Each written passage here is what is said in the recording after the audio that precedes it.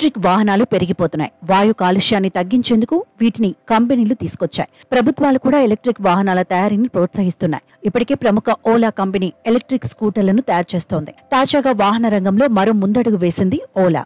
సొంతంగా lithium ion battery cells ను తయారు చేస్తోంది. ఎలక్ట్రిక్ స్కూటర్లలో లిథియం అయాన్ బ్యాటరీ సెల్స్ ను వినియోగించనుంది. వచ్చే ఏడాది ప్రారంభంలోనే లిథియం అయాన్ బ్యాటరీలతో ఎలక్ట్రిక్ స్కూటర్లను అందుబాటులోకి తీసుకురానున్నారు. ఈ విషయాన్ని స్వయంగా Ola company chairman MD Bhavish Aggarwal వెల్లడించారు. తమిళనాడులోని కృష్ణగిరిలో ఓలా గిగా ఫ్యాక్టరీలో లిథియం అయాన్ బ్యాటరీలను ఉత్పత్తి చేయనున్నట్లు భవిష్ అగర్వాల్ చెప్పారు. దీంతో ఈవీ బ్యాటరీల దిగుమతుల భారం తగ్గుతాయని ఆయన చెప్పారు. అంతేకాదు ఉత్పత్తి వ్యయం గణనీయంగా తగ్గుతుందన్నారు. ప్రస్తుతం ఈ గిగా ఫ్యాక్టరీలో ప్రయోగాత్మకంగా ఉత్పత్తిని ప్రారంభించినట్లు భవిష్ అగర్వాల్ చెప్పారు.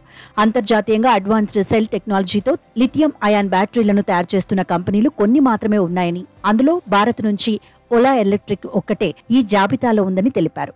ప్రస్తుతం భారత్లోని ఎలక్ట్రిక్ వాహన తయారీ కంపెనీలు చైనా, తైవాన్, జపాన్, కొరియా దేశాల నుంచి పెద్ద ఎత్తున బ్యాటరీలను దిగుమతి చేసుకుంటాయి. ఉత్పత్తి ఆధారిత ప్రోత్సాహకాల పథకం కింద కేంద్ర ప్రభుత్వం 30 గిగావాట్ల సామర్థ్యం గల ప్లాంట్ల ఏర్పాటుకు ఆమోదం తెలిపిందని భవిష్ అగర్వాల్ చెప్పారు. ఇందులో ఓలా ఒక్కటే 20 గిగావాట్ల సామర్థ్యంతో కూడిన ప్రాజెక్టును దక్కించుకుందన్నారు.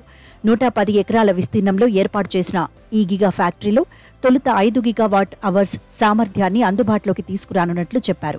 ఆ తర్వాత దశల వారీగా ఈ ప్లాంట్ పూర్తి సామర్థ్యం 100 GWH కు పెంచుతామన్నారు. ఈ ప్లాంట్పై ఇప్పటికే 835 కోట్ల వరకు పెట్టుబడులు పెట్టినట్లు వెల్లడించారు. ఈ ప్లాంట్లో 1.4 GWH సామర్థ్యం గల బ్యాటరీలను ఉత్పత్తి చేస్తున్నట్లు అగర్వాల్ పేర్కొన్నారు.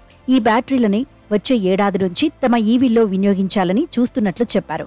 డిమాండ్కు తగినట్లుగా ఈవీ స్కూటర్ల ఉత్పత్తి చేస్తున్నట్లు అగర్వాల్ చెప్పారు. వచ్చే ఏడాది నాటికి కనీసం 3 మోటార్ సైకిల్స్ ను మార్కెట్లోకి తేవాలని ఓలా కంపెనీ భావిస్తోంది.